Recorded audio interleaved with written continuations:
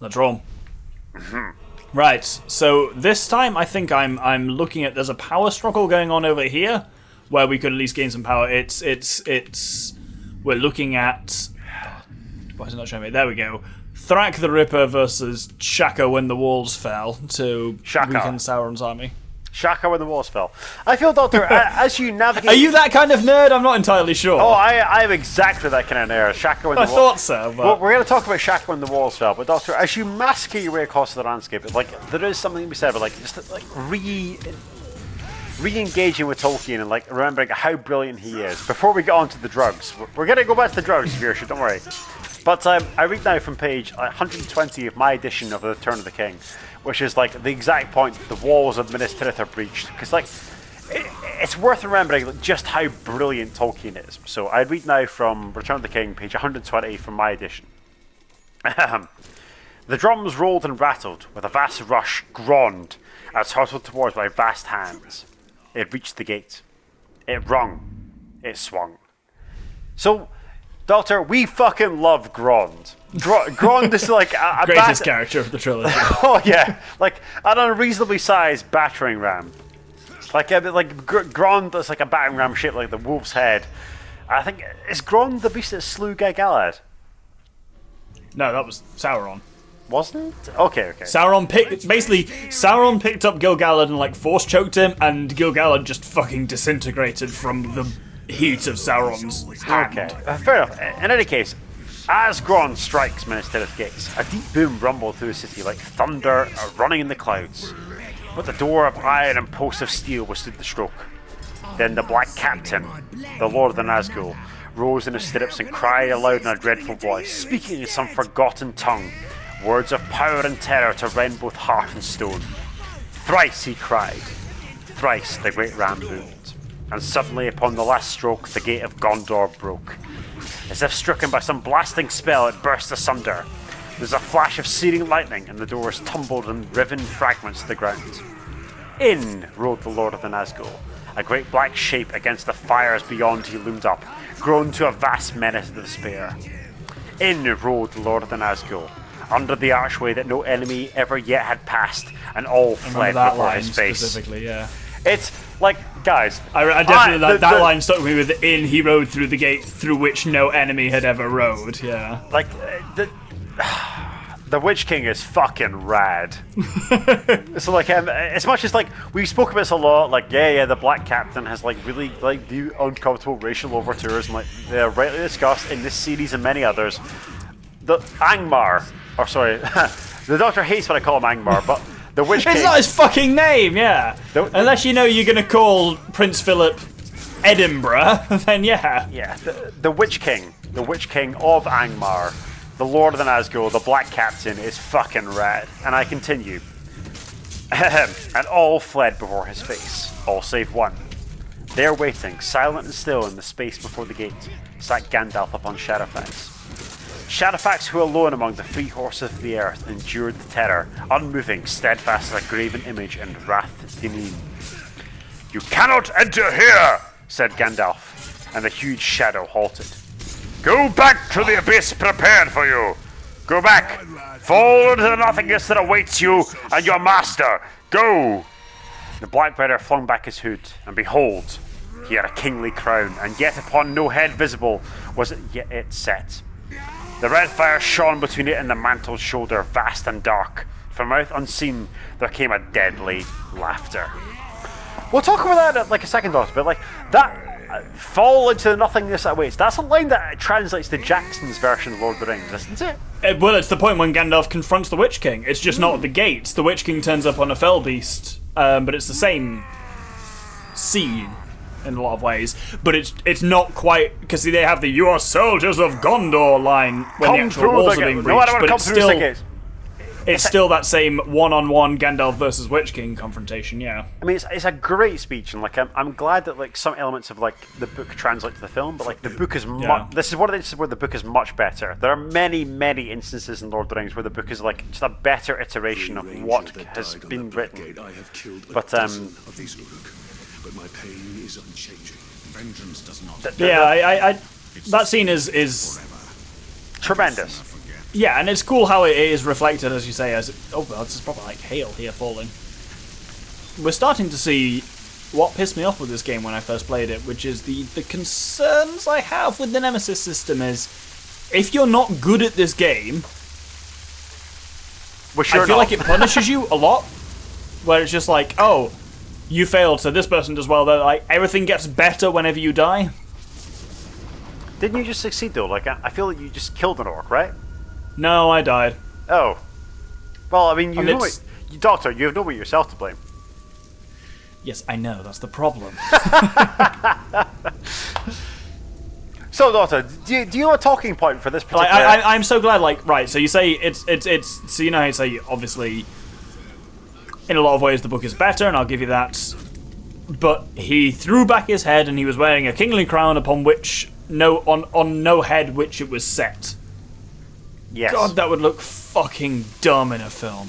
Would it? Like the Witch King throws back his helmet and he's just a floating, invisible... He's a crown on top of a floating, invisible head. I think that would look dumb as fuck. I think there's a really good, like, an image of a fiery crown atop, like, a headless skull. That'd be really cool.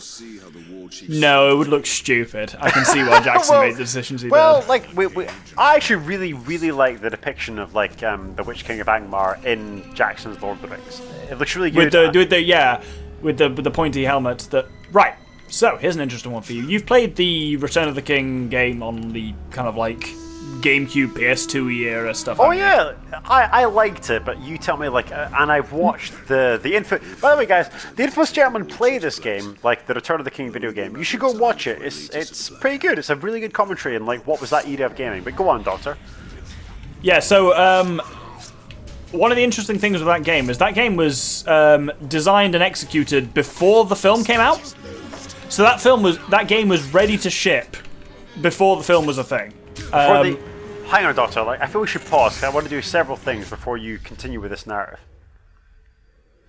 So first of all, there we are. We have Dwayne the Orc Johnson, and like we get to see this freak again. Excellent. Oh yeah, like and like standard bet. Like he's gonna fuck you up. So when you get fucked up, I want you to do a shot.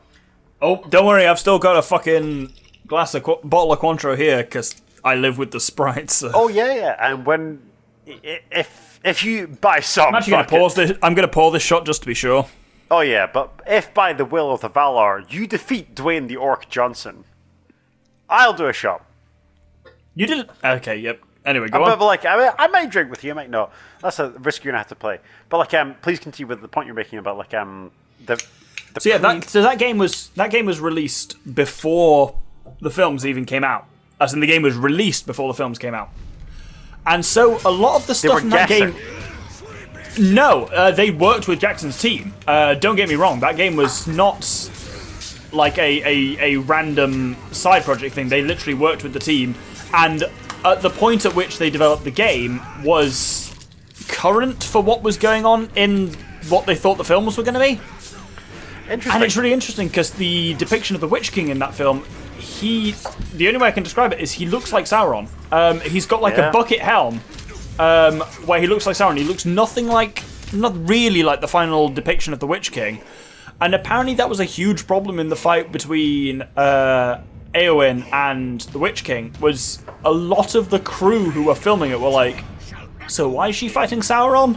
And Peter Jackson was like, she's not fighting Sauron, she's fighting the Witch King. And then it was like, everyone is saying this? Yeah. Is this a thing? And so they specifically redesigned the Witch King to look less like Sauron? Well, you say that, but like, my girlfriend's a smart lady. She's a vet. Like, as we've discussed in the channel before, that's not a controversial thing to say. Like, she should be happy for me to say that. Like, she's very proud of that. But like, when we watched Lord of the Rings recently, I had to explain to her, like, see, this fight, that's not Sauron. Like, she's a very, very smart woman, but I had to be like, she's like, oh yes, this is Sauron. Like, so if she kills him, like, they win. I was like, no, this isn't Sauron. This is the Witch King. She's like, who the fuck is the Witch King? I was like, oh, so remember, like, eight hours of cinema ago. I mean, they do give him a specific intro within Return of the King, where they're like, the one they say no living man can kill. He stabbed Frodo on Weathertop. They do remind you of that for that explicit reason. They do. It's not great that they have to do that, but they certainly do that. yeah, again, but like that recalls you having 8 hours of memory for a cinema that happened years ago, potentially. So like, if you're a Lord of the Rings nerd, which we obviously are, then yeah, sure. But like, unfortunately, most people are not Lord of the Rings nerds, and like, this cinematic narrative is difficult to follow, and I understand that, I respect that. Like, sorry, I respect that on behalf of my girlfriend, who I believe to be an intelligent woman who I hope is not watching these videos. Does she know we exist? Oh yeah, she definitely does. Like, she's interrupted, like, drunkenly. I think she's technically nearly featured on a number of occasions. Doctor, I don't like how you're beating up Dwayne the Orc Johnson, and like, it makes me very unhappy that like I'm probably going to do a shot, but also fuck you. The thing is, also, if we do this, I'll obviously do a shot to fucking celebrate. So there we go. There we go. Did we get ever? him? We never no, finished. We didn't. We never finished the drunk narrative, did we? No, that's just a story you're doomed to never tell, apparently. Oh no, we're gonna tell it. So, like, you sure? Because we're about to fucking execute this guy. Do it. Thank you, Ranger.